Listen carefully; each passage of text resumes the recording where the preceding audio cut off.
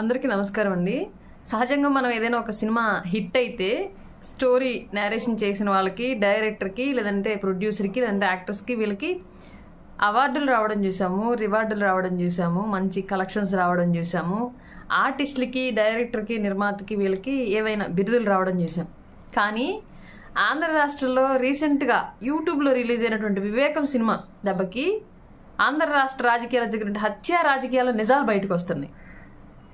నిన్న మొన్నటి వరకు వివేకానంద రెడ్డి గారిని హత్య చేయించిన చంద్రబాబు నాయుడు అని కొన్ని రోజులు, తర్వాత ఆస్తి కోసం సునీతమ్మ అని కొన్ని రోజులు, సునీతమ్మకి ఆస్తి రాయట్లేదని లేదా వేరే ఇతర కారణాల వల్ల సునీతమ్మ వాళ్ళ భర్త చంపించడానికి కొన్ని రోజులు, సునీతమ్మకి ఆస్తి రాస్తున్నాడు అని చెప్పేసి అసూయ పెంచుకొని ఆయన రెండో భార్య చంపించిందని కొన్ని రోజులు, ఇలా ఆ వ్యక్తిగత గొడవలలో డ్రైవరే చంపాడు అని చెప్పేసి కొన్ని రోజులు, నిన్న మొన్నటి వరకు వైసీపీ చేసిన ప్రచారం, జగన్మోహన్ రెడ్డి చేసిన ప్రచారం. కానీ ఇవాళ వివేకం సినిమా దెబ్బకి, అలాగే షర్మిలమ్మ గారు మాట్లాడుతున్నట్టు మాటల దెబ్బకి వాస్తవాలు బయటకు వస్తున్నాయి.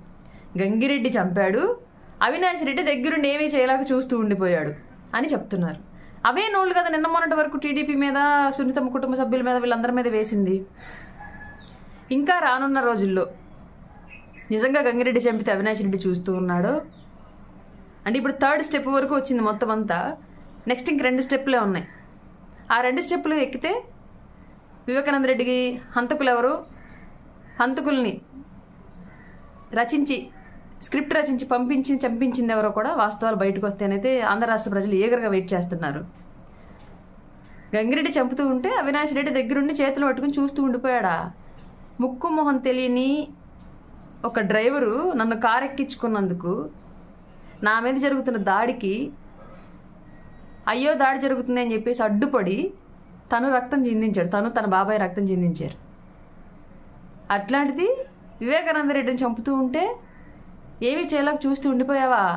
ఏ జేబులో ఫోన్ లేదా? పోలీసులకు ఫోన్ చేయకూడదా? కుటుంబ సభ్యులకు ఫోన్ చేయకూడదా? తెల్లారి పొద్దున గుండెపోటు, రక్తపు వాంతులు, ఇలాంటి స్క్రిప్ట్లన్నీ ఎందుకు రచించారు? కుట్లేసి హార్ట్ అటాక్ ఎందుకు క్రియేట్ చేశారు? ఏవోలే ఇవన్నీ మాకెందుకు? ఆ వివేకం సినిమాలో చూసినవి మేము చెప్తున్నాం, మాకున్న సందేహాలు. అలాగే 5 ఏళ్లుగా మీరు రాష్ట్రంలో రచించిన సందేహాలన్నింటికి ఒక్కొక్కటిగా ఆన్సర్ దొరుకుతూ ఉంది. ఏదేమైనా వివేకం సినిమా తీసినటువంటి డైరెక్టర్ గారికి మీకు హ్యాట్స్ ఆఫ్ అండి.